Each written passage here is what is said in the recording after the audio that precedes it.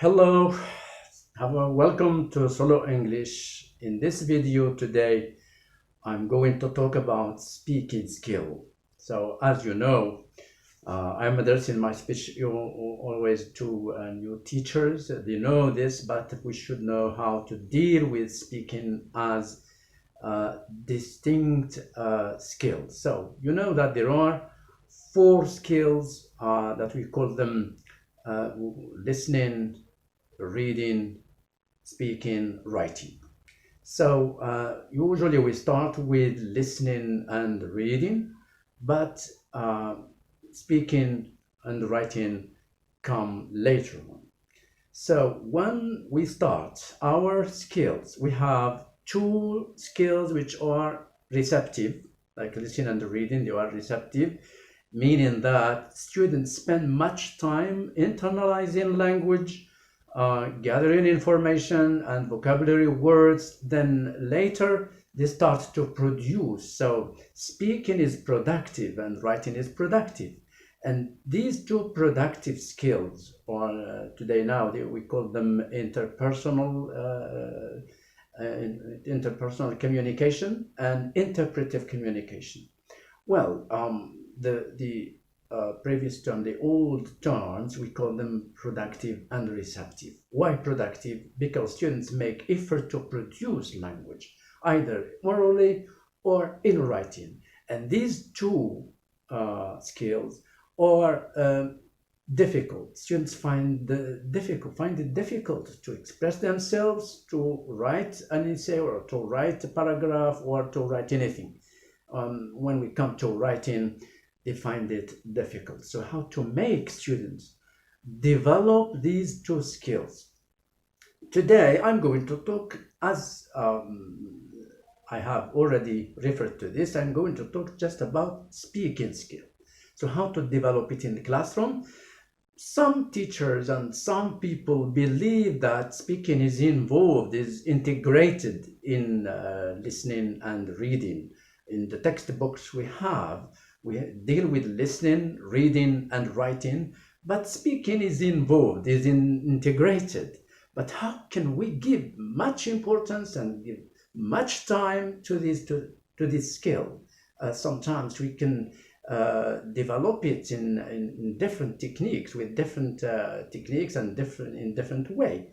So as you see on the blackboard, I have pictures and posters. They are very important to develop this skill. Number two, brainstorming. So I'm going to explain this in detail.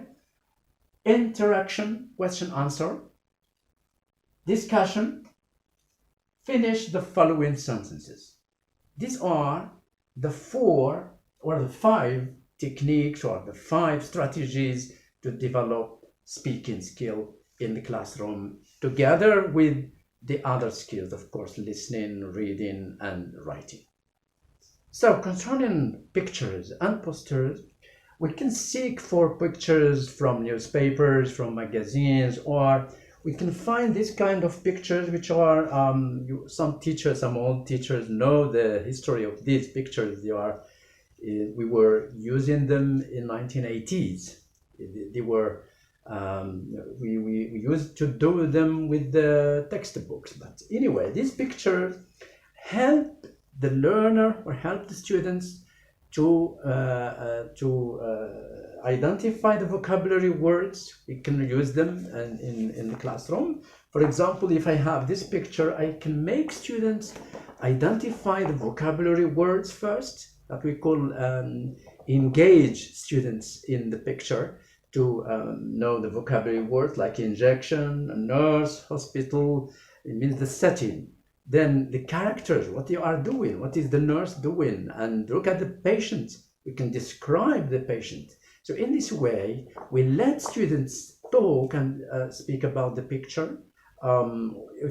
If he has problem with vocabulary words, we are going to supply the words. So these pictures, we can use them when we have a topic to teach, like listening and reading text. For example, it talks about health problem. We can see this kind of picture.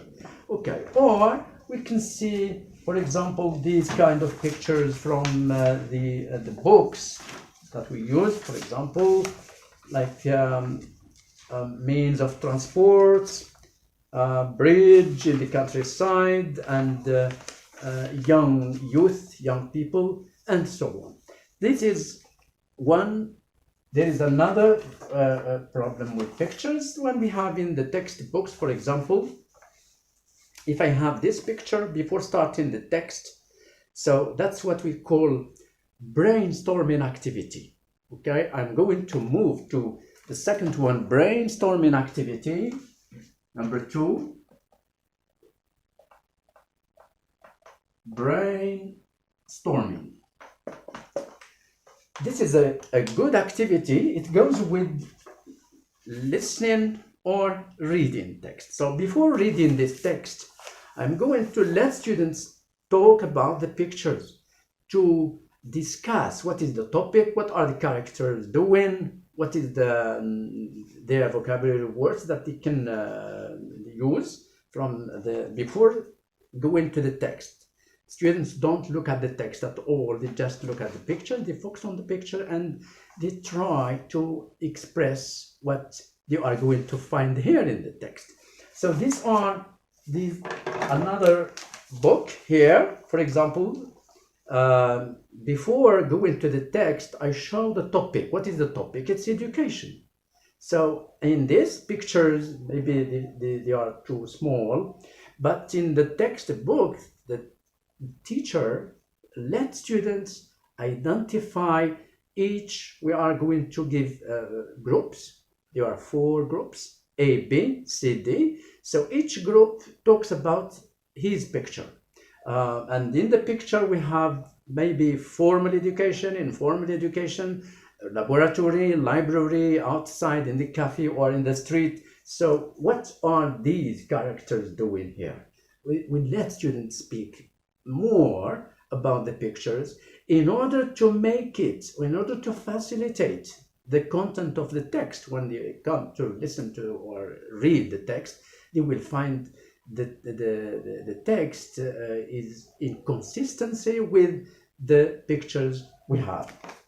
The third task and the third activity that we call interaction, question answer.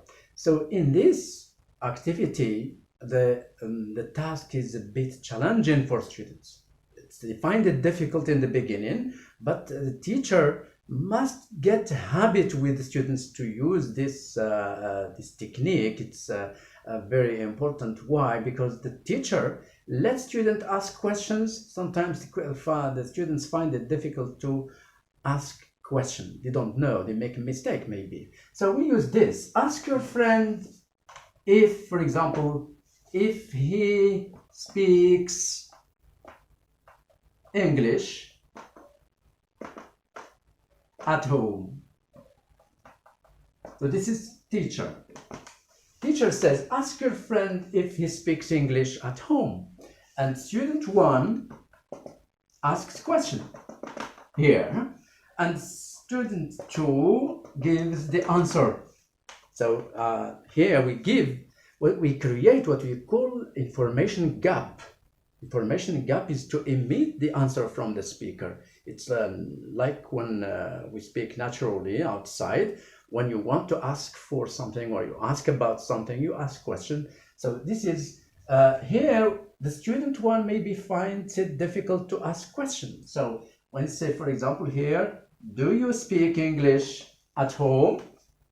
And student 2 says, yes, I do, or no, I don't. Or yes, I speak English, or no, I don't speak English. We let students express themselves. Now we ask question with WH question again, the same question.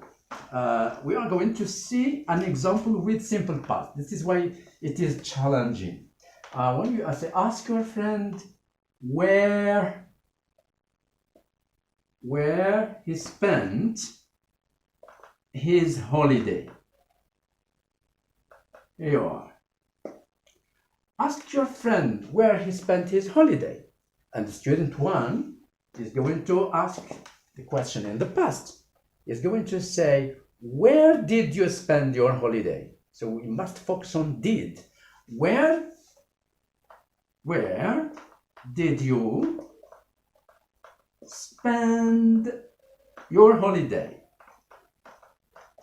So here we help the student ask question in the past, especially in Unit 1. We have simple past for first year and second year. Both of them, they are using simple past. And here I come to the task and I say, ask your friend where he spent his holiday. And student will say, where did you spend your holiday? Student 2 also says, I spent my holiday, and of course he is going to choose where, at the beach, in the mountain, in Tangier, in Agadir, and so on. So this is what how to make students speak, and there is sort of interaction, there is sort of communication between them. We can vary the questions, we can change from tenses, we can use present, future, past, any tense. So here, this is the task of interaction, question answer. It's very important because we help the students in the beginning. They find it difficult in the beginning, but when they get used to it, we are going to vary the questions and we give too many cues, 7, 8, 9 cues, questions, I mean. Number 4 is discussion. So discussion, you give quotation, you give sentence maybe from the textbook or for any title that is linked to reading or listening or writing, and we let students discuss. Well, what's your opinion or what do you think? Okay, girls do better at school than boys. So we put this title or put this quotation on the blackboard and we let students discuss. Let them give their opinion. Of course, there is maybe the sentence is a bit sensitive because maybe there is sort of competition between girls and boys, and here we let them defend their opinion and their attitude. Let them discuss. Anyway, so the number 2, traveling is a waste of time. So what do you think? Students are going to express themselves about traveling.